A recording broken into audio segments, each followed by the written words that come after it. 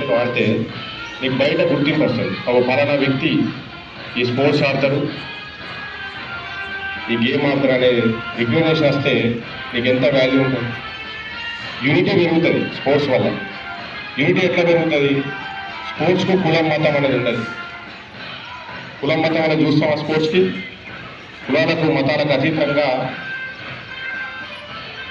క్రీడాకారులను ఎన్నుకుంటారు. నేషనల్స్ కావచ్చు, ఇంటర్నేషనల్ కావచ్చు. ఫ్రెండ్షిప్ అనేది పెరుగుతుంది. ఎక్కడెక్కడో జిల్లాల నుంచి వెళ్ళి మీకు పరిచయం అవుతారు. అంతేకాకుండా మోస్ట్ ఇంపార్టెంట్ థింగ్ ఏంటంటే లీడర్షిప్ క్వాలిటీస్ పెరుగుతాయి. అసలు వే ఆఫ్ స్టైల్ అనేది మారిపోతుంది స్పోర్ట్స్ వల్ల. లీడర్షిప్ క్వాలిటీస్ అనేది రేపు నువ్వు ఏదైనా ఉద్యోగం చేయొచ్చు. ఆ ఉద్యోగంలో కూడా నీ డిసిజన్ మేకింగ్ కానీ నీ లీడర్షిప్ క్వాలిటీస్ అనేది వేరే ఉంటుంది స్పోర్ట్స్ పర్సన్కు, నాన్ స్పోర్ట్స్ పర్సన్.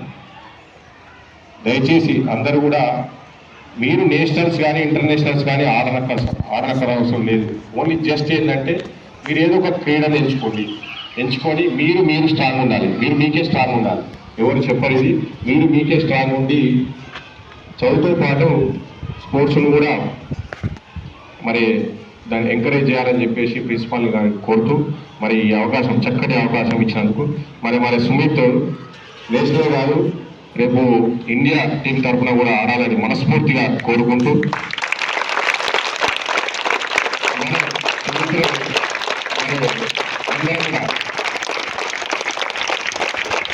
అతని ఆటోగ్రాఫ్